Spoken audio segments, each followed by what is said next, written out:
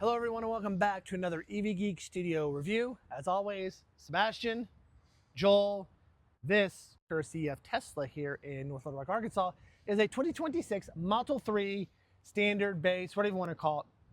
It's the low-end model. The cheapest one you can, the base model, cheapest one you can buy. Known as standard. That's right. Cheapest one you can buy right now. Sebastian, what are your thoughts about this? We've driven Model 3, we've driven Model Y, we haven't driven the base model of this. Tell me what you think about it. Yeah, so we're going to have Model Y standard coming out after this. We've actually already driven it at this point. This is going to come out first though, because I really want to contrast this car.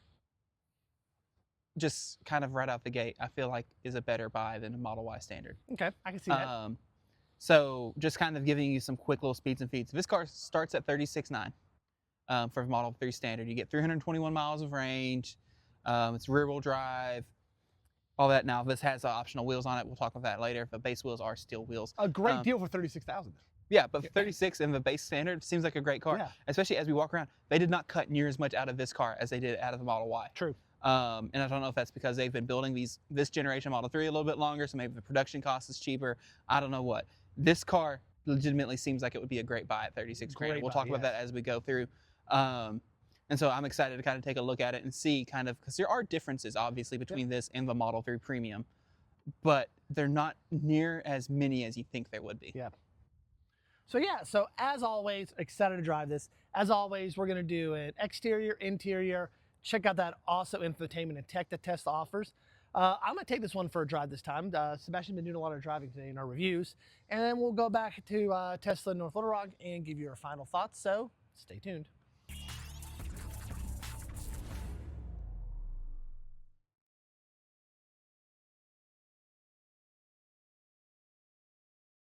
All right, Sebastian, give us a little tour.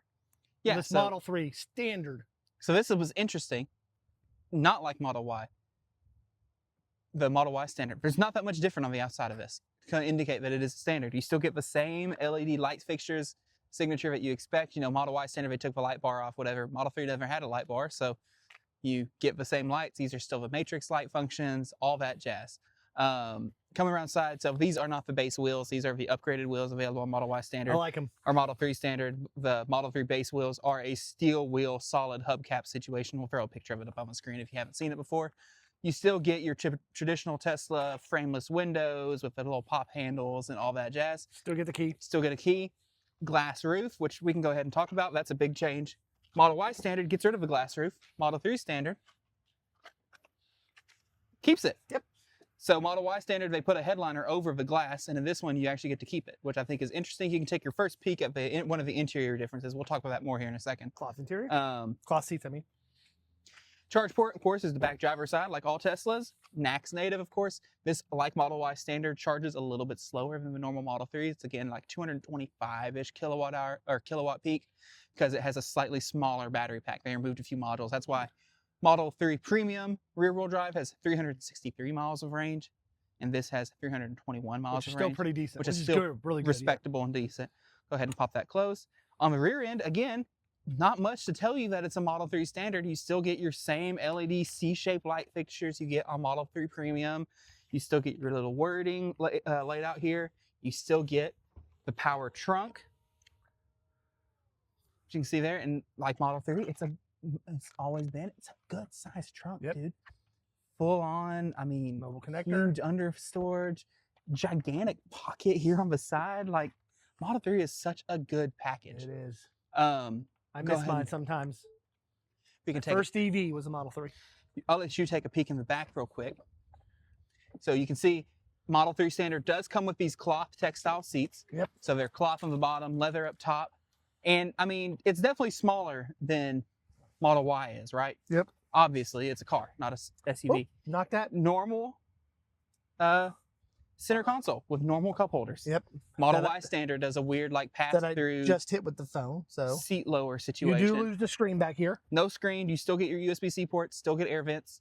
You know, for me that wasn't bad because I had an aftermarket screen in mine, and my kids never used it. Yeah. So. I mean, to me that's not that big of a deal because everyone's got phones. Probably. As Sebastian mentioned, you still get the glass roof. You have this. How's headroom back there? Headroom's fine. that seat probably would need to go Yeah. forward to be I think comfortable. there's a But speaker up here on the inside. We'll take a look at it. interesting. But I see some vents up there. But yeah, as you can see here, it's that cloth material, but still a nice cloth material. And one other thing I want to kind of look at real quick. And so you get front trunk on this. I don't remember if Model 3 standard. Model 3 standard just has the normal front trunk. Yep. So No. okay, Yeah. no, it's down here. Okay, there it is. There it is. Okay, So you're right. Model Y standard, this is like this super cheap looking fiberglass front trunk Yep. with no weather stripping, no sealing. This is just a normal front trunk that you can actually use because you don't have to worry about that stuff getting soaking That's wet. right. I do not understand what Tesla was doing here. And that's kind of a topic we're going to talk about this whole time is Yep. this car makes sense. Model They Y, didn't not so change much. that much to it Yep. other than making batteries smaller and a few other little things. And what color is this, Sebastian? So this is the base. This is the midnight silver, whatever they call it. And just like regular Tesla Fast, you can pay more to upgrade it. standard, you can get gray, black, and white. Okay, but if you want the red or... You have to get it to premium Yep. and then go from there. All right, But let's head inside and see what changes we can find in there. Yeah. All right, so as you can see, we are inside. Sebastian is standing out there, so you can kind of get a full view here of the so yeah, seats. you have the textile here at the bottom with the leather up top, or the leatherette. It's that vegan leather. Yep. Anyway, and so I'll go ahead. I can hop in Now now. Sebastian won't get in. All right. And I mean, first things first, this is a Model 3. Mhm. Model Y standard has a different center console layout versus the regular car. This has the same center console area that you'd Mhm. expect on regular Model 3. Mhm. Slide it open, you got your big storage pocket here. You got your center console area here with USB-C port. Don't mind our drinks. Don't mind our drinks. Phone We got charging. lunch. You got phone charger, and it should be a dual wireless charger still. Yep, dual wireless phone charger. Key card goes there. Of course, you also get phone key and all that jazz Yep. because it is a Tesla. Some of the things that are different. One thing you'll notice pretty quickly if you're the driver is you still have power seats. The controls are no longer on the seat for some reason. There's none They down are here. now Empty. on the screen. And so to adjust it, you hit this little seat icon. You pop up the menu. You can either adjust it here on the screen or using the steering wheel. So like I can take on the steering wheel and cycle through the options. And if you see here, you'll see what's highlighted is changing. And so then once I'm there, I can hit that and now my seat's tilting. If I want to move it back, I can cycle all the way down and now I can scooch my seat around. Anyway, seems odd that that was what they chose to remove for cost. But I digress. You'll also see, unlike most other Teslas, you no longer have a power adjusting steering wheel. You now have a manual Telescope. telescope column, which is fine. That's one of those things I don't feel like gets moved that much anyway. But then in typical Tesla fashion, you adjust the mirrors by the wheel on the and all that jazz. We'll swipe that close. And other than that, this is the Tesla software experience full and through. Okay, Which is amazing. which is good. You have good route planning. I can come in here if I want to navigate and go to, let's say, Austin, Texas. Boom. We're at 67%. Nice. Yep. Boom. 1, 2, 3, 4 stops. 5, 11, 9, 27 minutes. That's actually a longer stop. Loves travel stop. Tesla supercharger. Third party supercharger. There you go. Interesting. Maybe not. It just seems like it's labeled different. Anyway, or I guess they all do that now, don't they? Yep. Forgot about that. I forgot they added that. Anyway, not bad though. Looks like it wants 4 stops, 5 minutes, 11, 9, 27. If we were at 100%, we probably could get that down to 3. Yeah. We wouldn't have to stop at Hope. We go straight to New Boston. Right. But route planning works instantly, is great. It adapts. One thing I want to talk about, and this isn't true of just Model 3 standard, but this is a true of all the Teslas now, is if we come in here to the self-drive menu, you'll notice you only have options now for traffic-aware cruise control and full self-driving. Tesla, for some reason, decided, well, we can argue what the reason is. They decided no more autopilot. Mhm. There's a lot of speculation of why they did it, is if it's because of a lawsuit out of California, or if it was just because they're trying to force people into FSD subscriptions. You can make your mind up on that. On used vehicles, I now refer to autopilot as traffic-aware cruise control with lane centering. But this one only doesn't do that, obviously. So if you want to have a full suite of driver assistance, you have to pay the $99 a month for FSD. Because that's the only way you get lane centering. Because the traffic-aware cruise control is literally just adaptive cruise control. Yes. That said, we'll use FSD. We'll try it out. It'll work fine, I'm sure. I just feel like forcing people into the $99 a month subscription to get basic features like lane centering that most other cars come with is a bit of a miss. Well, I wonder if they looked at their internal numbers and said, hey, no one uses autopilot, so we're getting rid of it. Who knows? I don't know. So, yeah. Anyway, but in your typical FSD settings, you have in here, you have your speed profiles, which you added. This one has sloth to hurry. You've got smart summon. You can turn on the visualization. We'll go ahead and do that. Your speed limit warnings, your speed limit offsets, all that jazz. And really not a whole lot else I want to talk about on here. We can talk about media real quick. One thing that was removed, which I don't think is that big of a deal, but I did notice it earlier, is they no longer get an FM radio tuner on the Model 3 standard and Model Y standard. Will TuneIn get it for you? Yes. So if your station is available on there, then you can use TuneIn, Gotcha. which we have a lot of iHeartRadio around here, which is why they show up. Yep. But interesting that there's not an actual just FM tuner. Yep. Come back over here and close that out. Let's see, what else? Glass roof, like we mentioned before. Everything else in here is just typical Tesla fashion. Yep. You don't get your ambient lighting like you get in regular Model 3. You have this silver trim instead, which I think is fine. Yep. I don't need big flashy lights everywhere. You still get other cool Tesla stuff. You still get your cameras and 360 camera. You have your front camera now. That was not on Model 3 originally when they did the redesign, but they added it at some point, and it looks like it has a cleaner. Wow. There you go. Not for the rear, but front camera can be clean. That's something. That's progress. Yep. And you have your other typical, just good Tesla software stuff. You've got built-in dash cam. You've got this little energy menu that shows you how much power you're using on things. You can still fart. It can fart. You've got the whole toy box situation where you can, or sorry, they call it arcade now. I think, right? There's not toy box. Oh no, toy box is separate. Yep.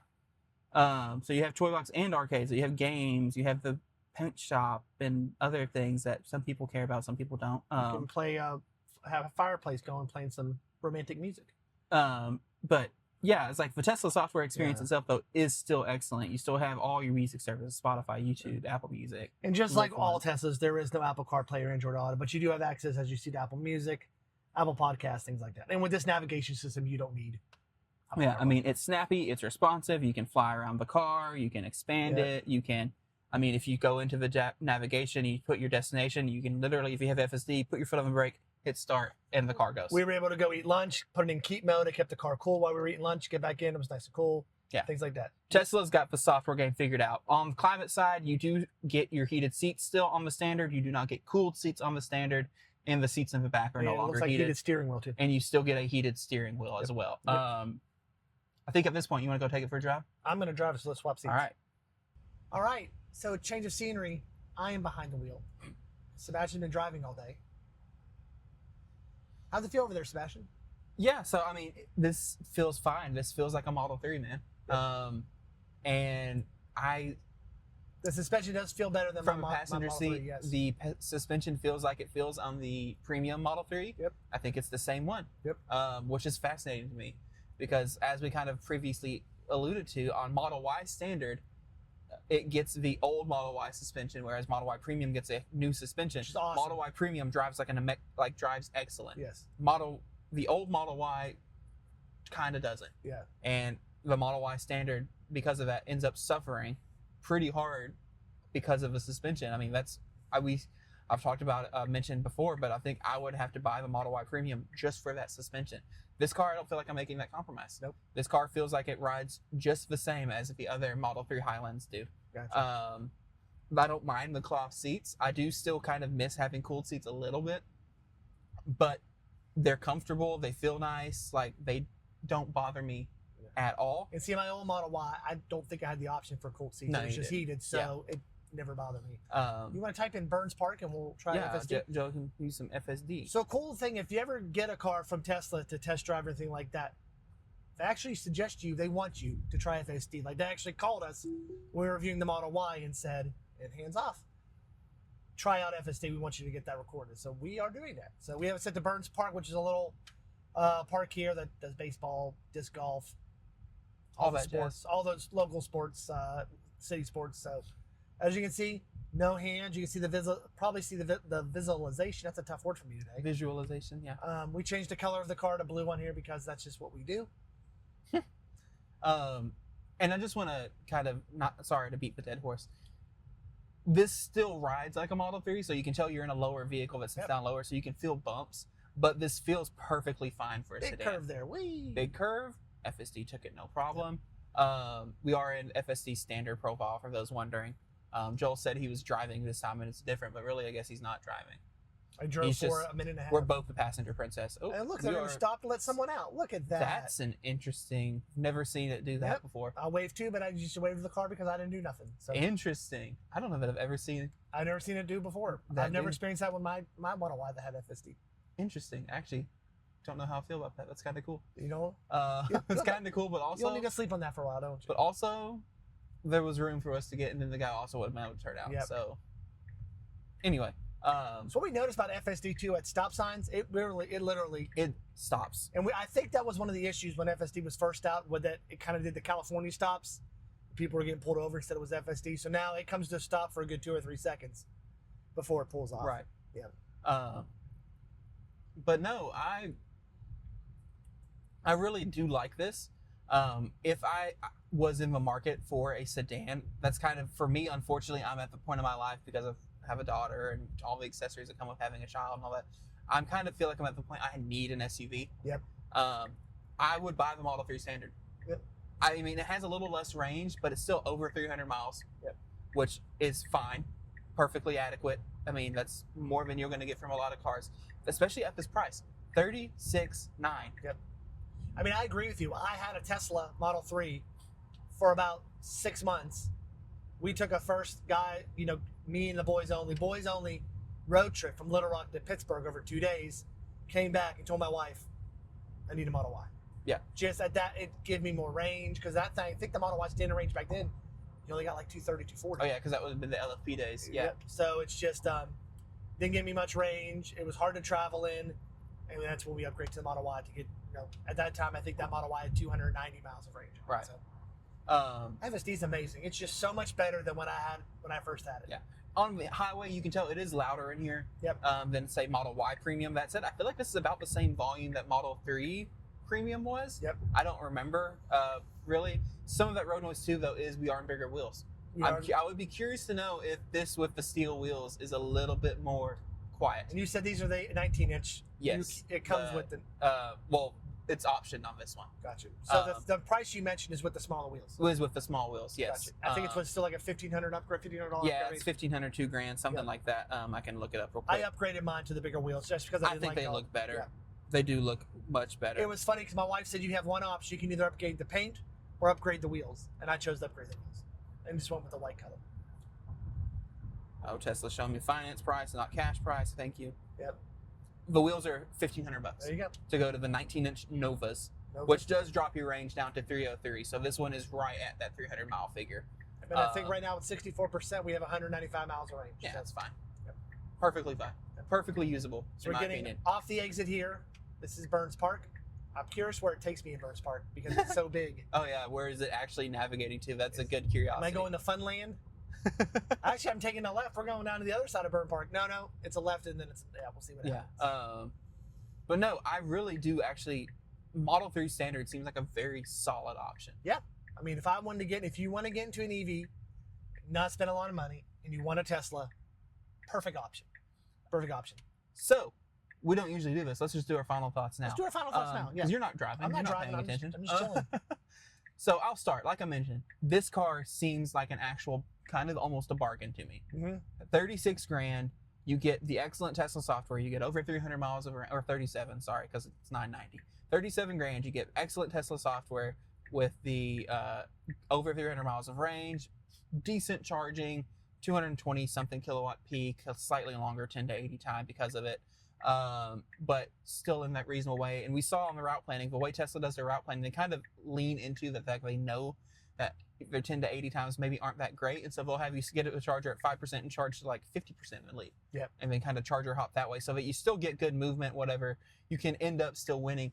New Model 3 is really efficient, too, which really helps. I'm just kind of So curious. put it in perspective, I bought when I had my first car, I told you Model 3 was a standard range. It's actually Model 3 rear-wheel drive, which was the standard range at that time. Got the base color white, upgraded the wheels. That car in 2021 was 42. So now you're talking now, this starts at 36 for basically the same specs, more range.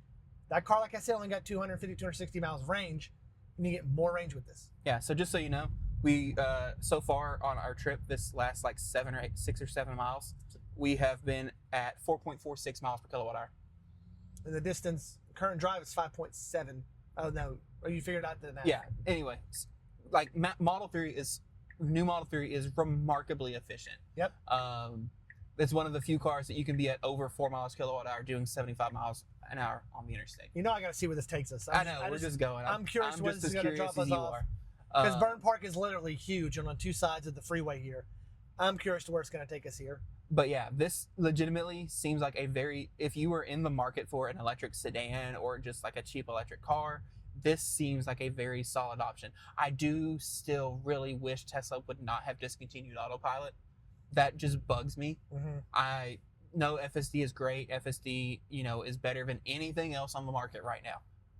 Or at least, at the time of filming, it's better than anything else out there. I know that autopilot had its quirks and its qualms and its failures. It was an older stack. Whatever, it at least was a basic ADAS system. Yep.